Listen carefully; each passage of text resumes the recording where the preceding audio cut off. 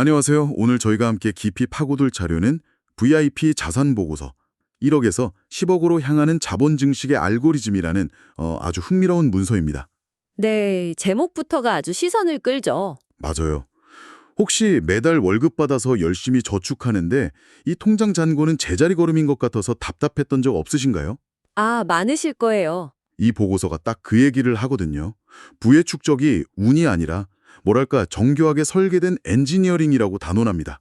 네, 하나의 공식처럼요. 그래서 오늘 저희의 임무는 이 보고서의 핵심 원리를 좀 파헤쳐서 2025년 한국 현실에 맞는 자산 증식의 지도를 여러분과 함께 그려보는 겁니다. 좋습니다.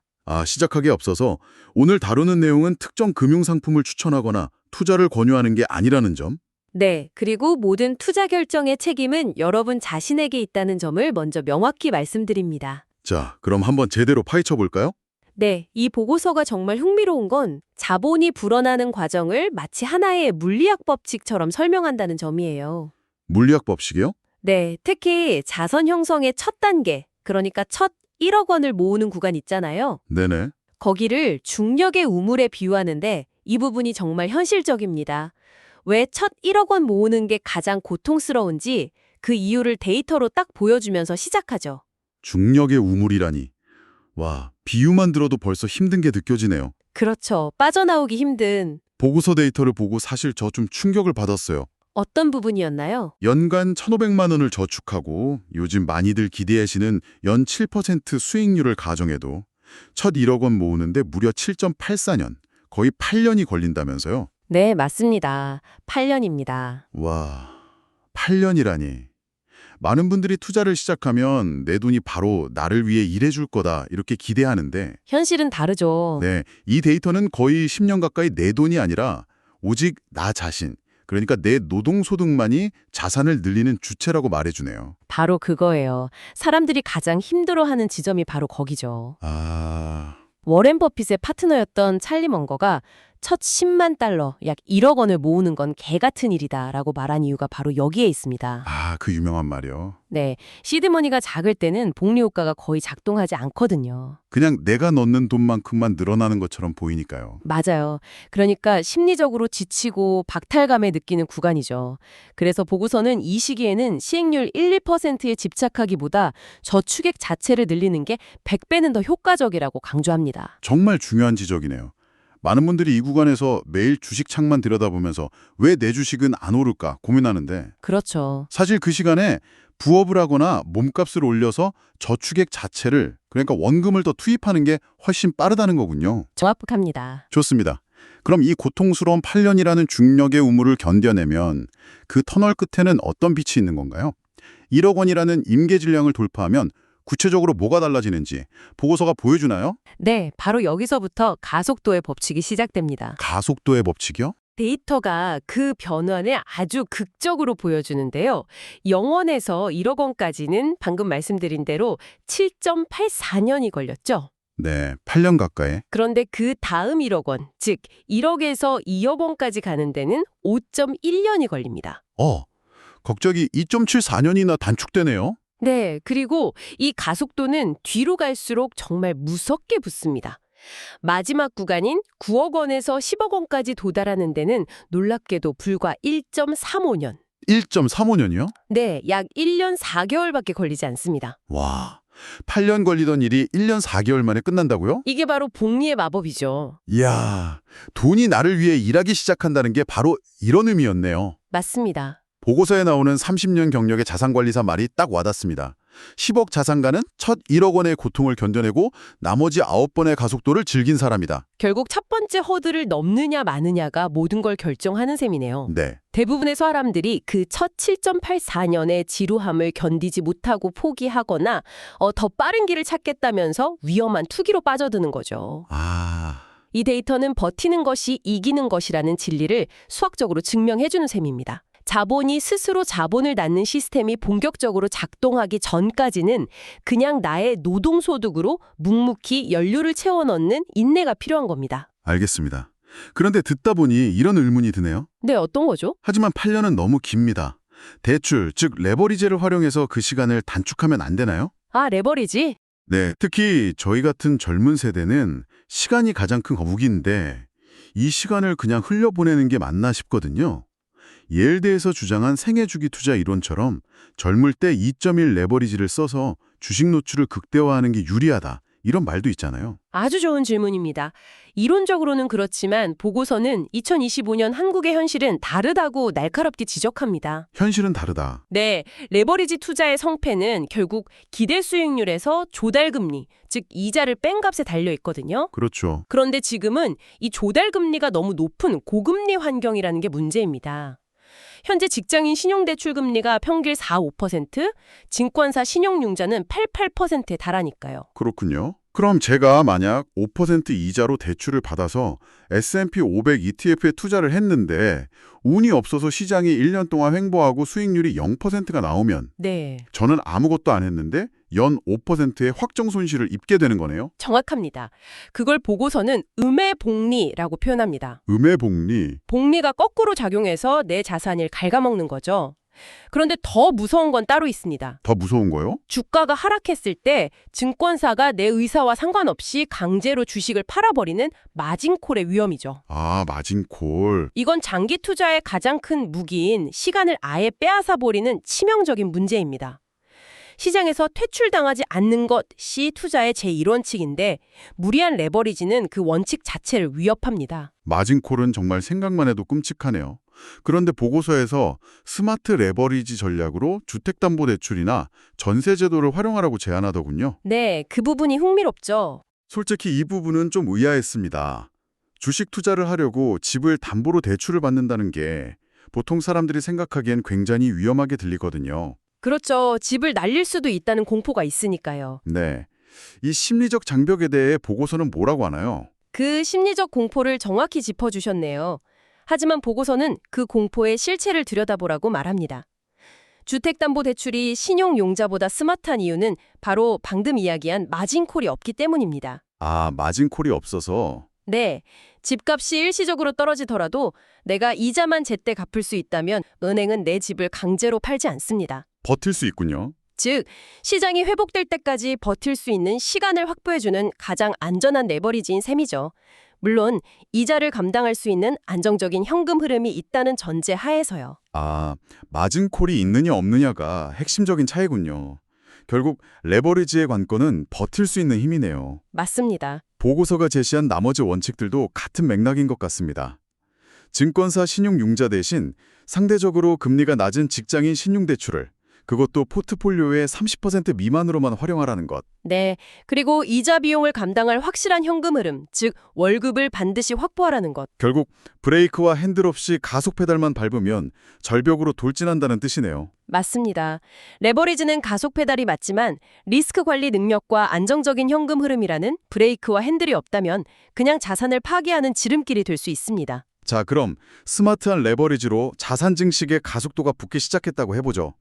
그럼 돈이 점점 더 많이 불어날 텐데 동시에 세금이라는 보이지 않는 비용도 커질 것 같습니다. 그렇죠. 세금 문제. 네, 마치 새는 양동이처럼 버는 만큼 세금으로 나가는 돈도 많아질 텐데요. 보고서에선 이 세금 누수를 막을 방법에 대해서도 이야기하나요? 물론입니다. 보고서는 수익률 1%를 더 올리는 것보다 세금 1%를 줄이는 게 훨씬 쉽고 확실하다면서 세금 알파의 중요성을 강조합니다. 세금 알파? 그리고 2025년 한국 투자자에게는 ISA, 즉 개인종합자산관리계좌가 거의 치트키 수준의 강력한 세금 방패라고 설명합니다. ISA 계좌가 좋다는 얘기는 많이 들었는데 구체적으로 어떤 점이 그렇게 강력한 건가요? 특히 수익금에 대해 9.9%로 분리과세해준다는 게 핵심 혜택이라고 하던데요. 네, 그 9.9% 분리과세가 왜 강력한지 실감나게 설명해 드릴게요. 네, 부탁드립니다. 만약 여러분이 일반 계좌에서 투자로 연 2천만 원 넘게 수익을 내면 그 수익이 여러분의 월급 같은 다른 소득과 합산돼서 세금이 계산됩니다. 아, 종합소득세로요? 네. 그럼 갑자기 세금 구간이 확 뛰어서 많게는 수익의 40% 이상을 세금으로 내야 할 수도 있어요. 와, 그런데 ISA 계좌 안에서 발생한 수익은 그게 얼마가 됐든 이 종합과세에 포함되지 않고 딱 9.9%만 내고 끝납니다. 와, 엄청난 차이네요. 말 그대로 내 투자 수익을 나의 높은 소득세율로부터 지켜주는 강력한 방어막인 셈이죠. 네, 월급과 상관없이 투자 수익에 대한 세금이 9.9%로 고정된다는 거니까요. 해외 주식 투자할 때도 유리하다고 들었습니다. 보통 해외 주식 양도 차익은 22% 세금을 내야 하는데 ISA를 통하면 이것도 달라지나요? 네, 직접 해외 주식에 투자하는 대신 ISA 계좌를 통해 국내에 상장된 해외 지수 추종 ETF. 아, 국내 상장 ETF. 네, 예를 들어 미국 S&P 500이나 나스닥 100을 추종하는 ETF에 투자하면 됩니다. 이렇게 하면 22%의 양도세 대신 ISI의 혜택, 즉 500만 원까지 비과세, 초과분은 9.9% 분리과세 혜택을 그대로 적용받을 수 있습니다. 와, 세금 측면에서 비교가 안 될 정도로 유리한 구조네요. 그렇죠. 국가가 합법적으로 절세하라고 만들어준 통장이니 안 쓸 이유가 없는 겁니다. 돈을 버는 기술만큼이라 지키는 기술이 중요하다는 말이 확 와닿습니다. 네. 자, 그럼 수학적 원리도 이해했고 레버리지 전략도 세웠고 세금 방패까지 갖췄습니다. 이 정도면 완벽한 시스템 같은데 보고서의 마지막 부분에서 가장 큰 위험은 시장이 아니라 나 자신의 마음이라는 지적이 정말 인상 깊었습니다. 아, 그 부분. 네, 특히 자산이 3억에서 7억 원 사이에 있을 때 찾아오는 지루한 중간 단계, 더 보링 미들이라는 개념이요? 네. 그 구간이 정말 위험한 마의 구간입니다. 마의 구간이요? 첫 1억을 모을 때 그 뜨거운 열정은 식었고 수십억 자산가의 경제적 자유는 아직 아득하게 느껴지는 시기죠. 아, 이때 많은 투자자들이 지루함에 견디지 못하고 뭔가 더 빠른 방법이 없을까 하면서 고위험 투자를 시작합니다.